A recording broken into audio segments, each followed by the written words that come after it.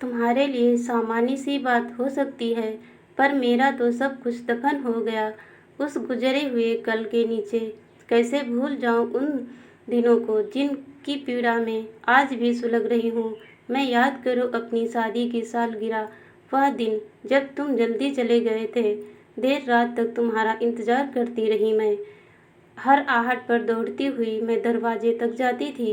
लगता था कहीं आस-पास ही हो तुम और जानबूझकर मुझे परेशान कर रहे हो। तुम लड़खड़ाते हुए आए। मैं संभाल कर तुम्हें बेडरूम में ले गई थी। खाने के लिए तुमने इनकार कर दिया था। शायद श्रुति के साथ खाकर आए थे। मैं पलटकर वापस जाना चाहती थी कि तुमने भेड़िए की तरह झपट्टा मारकर मुझे दबोच लिया। तुम देर तक नोचते घसोटते रहे मुझे और तुम्हारी वैसी गिरफ्त में असहाय सी तड़पती रही मैं। उस वक्त तुम्हारे चेहरे पर मुझे एक और चेहरा नजर आया था और वह था राक्षस का चेहरा। तुम्हारी जिंदगी से मेरी आत्मा तक घायल हो गई थी। बोलो कैसे भूल जाऊं मैं यह सब। बस करो रेवा।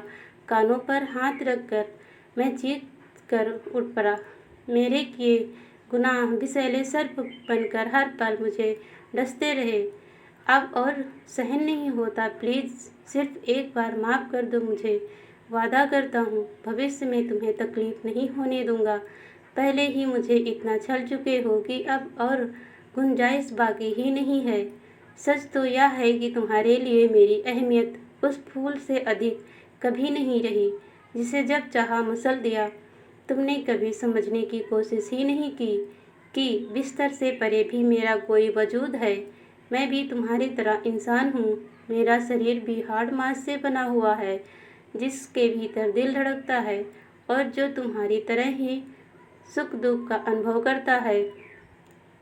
इस बीच रीना ने मेरी बहुत सहायता की, जीने की प्रेरणा दी, कदम कदम पर हौसला बढ़ाया। वह भावनात्मक सबल ना देती तो कभी भी बिखर गई होती। अपना अस्तित्व बचाने के लिए मैं अपने पैरों पर खड़ी होना चाहती थी। उसने भरपूर साथ दिया। तुमने कभी नहीं चाहा मैं नौकरी करूं। इसके लिए तुमने हर संभव कोशिश भी की। अपने बराबर मुझे खड़ी होते देख तुम विचलित होने लगे थे। दरअसल मेरे आंसुओं से तुम्हारा अहंकार तुष्ट होता था। शायद इसलिए तुम्हारी कुंठा छटपटाने लगी थी। मुझे अपने सारे जुर्म स्वीकार हैं। जो चाहे सजा दो, पर प्लीज़ अपने घर लौट चलो। मैं असहाय भाव से गिड़गिड़ाता हुआ बोला। कौन सा घर? वह अपने आपने से बाहर हो गई। ईंट पत्थर की बेजान दीवार से बना वह ढांचा जहाँ तुम्हारे तुगलकी फरमान चलते हैं। तुम्हें जो अच्छा लगता वही होता। वहाँ बेडरूम से की लोकेशन से लेकर ड्राइंग रूम की सजावट तक सब में तुम्हारी ही मर्जी चलती। मुझे किस रंग की साड़ी पहननी है नज़र नहीं आता था। हर ओर तुम पसरे हुए थे। मेरे विचार, मेरी भावनाएं, मेरा अस्तित्व सब कुछ तिरोहित हो गया। तुम्हारी विचित्र कुंठाओं में तुम्हारी हिटलर शाही की वजह से मेरी जिंदगी नर्क से भी बदतर बन गई। उस अंधेरी कोठरी में दम घुटता था मेरा, इसलिए उससे दूर यहाँ आ गई ताकि सुकून के 2 पल जी सकूं। अपनी मर्जी से अब जो चाहोगी वही होगा वहाँ। तुम्हारी मर्जी के बिना एक कदम भी नहीं चलूँगा मैं। तुम्हारे आने के बाद से वह घर खंडहर हो गया है। दीवारें काटने को दौड़ती हैं। बेटी की किलकारियाँ सुनने को मन तरस गया। उस खंडहर को फिर से घर बना दो रेवा। मेरा गला भर आया था। अपनी गंदी जुबान से मेरी बेटी का नाम मत लो। उसकी आवाज़ से नफरत टपकने लगी। भौतिक और रासायनिक प्रक्रिया मात्र से कोई बाप कहलाने का हकदार नहीं हो जाता। बहुत कुछ कुर्बान करना पड़ता है औलाद के लिए। याद करो उन लम्हों को जब मेरे गर्भवती होने पर तुम गला फाड़ फाड़ कर चिल्ला चीख रहे थे। मेरे गर्भ में तुम्हारा रक्त नहीं, मेरे बॉस का पाप पल रहा है।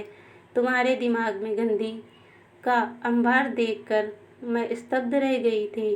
कितनी आसानी से तुमने यह सब कह दिया था, पर मैं भीतर तक घायल हो गई थी। तुम्हारी बकवास सुनकर जी तो चाहा था कि तुम्हारी जुबान खींच लूं, पर संस्कारों ने हाथ जकड़ लिए थे मेरे। तुम अबॉर्शन करवाना चाहते थे, अपनी बात मनवाने के लिए जुल्म जोर का हथकंडा भी अपनाया, पर मैं अंश को जन्म देने के लिए दृढ़ संकल्प थी। प्रसव कक्ष में मैं तो मौत से संघर्ष कर रही थी और तुम श्रुति के साथ गुलछर्रे उड़ा रहे थे। एक बार भी देखने नहीं आए कि मैं किस परिस्थिति में हूँ। तुम तो चाहते ही थे कि मर जाऊँ मैं, ताकि तुम्हारा रास्ता साफ हो जाए। इस मुश्किल घड़ी में रीना साथ ना देती तो मर ही जाती मैं। आंखों में आंसू लिए मैं अपराधी की भांति सिर झुकाए उसकी बातें सुनता रहा। मुझे परेशान करने के तुमने नए नए तरीके खोज लिए थे। तुम मेरी तुलना अक्सर श्रुति से करते थे। तुम्हारी निगाह में मेरा चेहरा, लिपस्टिक लगाने का तरीका, हेयर स्टाइल, पहनावा और फिगर, सब कुछ उसके आगे बेहुदे थे। मेरी हर बात में नुक्स निकालना तुम्हारी आदत में शामिल हो गया था। मूर्ख, पागल, बेअकल तुम्हारे मुंह से निकले ऐसे ही न जाने कितने शब्द तीर बनकर मेरे दिल के पार हो जाते थे। मैं छटपटा कर रह जाती थी, भीतर ही भीतर सुलगती रहती थी। तुम्हारे शब्द अलंकारों की अग्नि में इतनी ही बुरी लगती हूँ तो शादी क्यों की थी मुझसे?